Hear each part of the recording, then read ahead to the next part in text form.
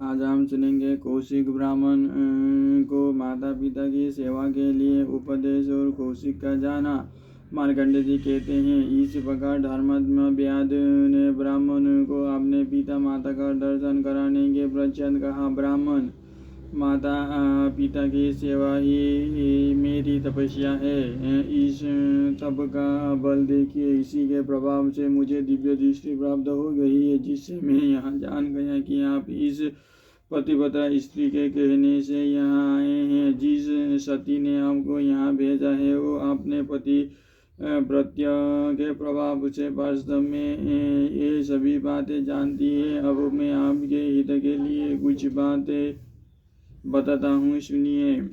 आपने वेदों का स्वाध्याय करने के लिए पिता माता की आज्ञा लिए बिना गृह त्याग किया है, इससे उन दोनों का तिरस्कार हुआ है और यह आपके लिए अत्यंत अनुचित कार्य है। आपके शोक से वे दोनों बूढ़े माता पिता अंधे हो गए हैं।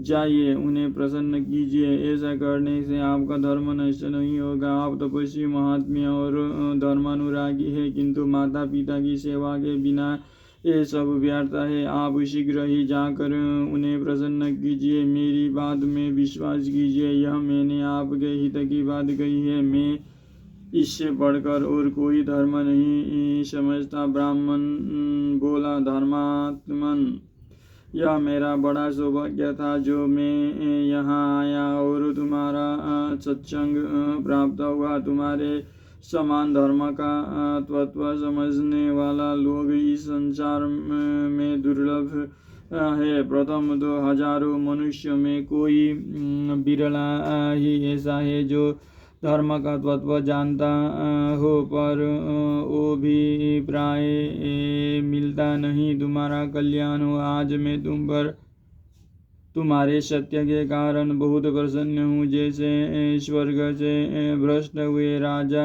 यथा याति को उनके दोहित्रों ने बचाया था, उसी प्रकार तुम जैसे संत ने आज मेरा नरक से उद्धार किया है। अब मैं तुम्हारे कहने के अनुसार माता पिता की सेवा करूँगा। जिसका अंतःकरण शुद्ध नहीं है वो धर्म अधर्म का निर्णय नहीं कर सकता।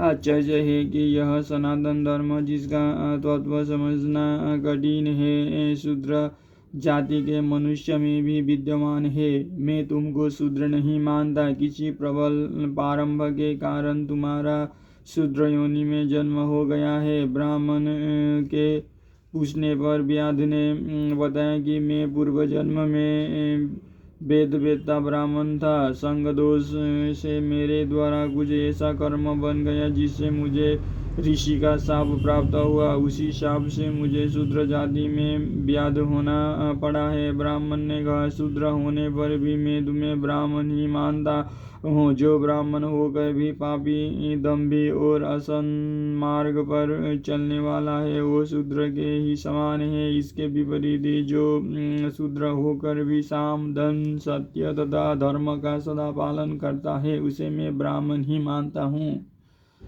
क्योंकि मनुष्य सदाचार से ही ब्राह्मण होता है। तुम ज्ञानवान हो, बुद्धिमान हो, तुम्हारी बुद्धि विशाल है, तुम धर्म के तत्व को जानते हो और ज्ञानानंद से तृप्त रहते हो, इसीलिए कृतार्थ हो। अब मैं जाने के लिए तुम्हारी अनुमति चाहता हूँ। तुम्हारा कल्याण हो, धर्म सदा तुम्हारी रक्षा करे। मार्कंडेय जी कहते हैं, ब्राह्मण की बात सुनकर धर्मात्मा व्याध ने हाथ जोड़कर कहा, बहुत अच्छा, अब आप पधारे। ब्राह्मण ने धर्म व्याध की प्रदक्षिणा की और वहाँ से चल दिया।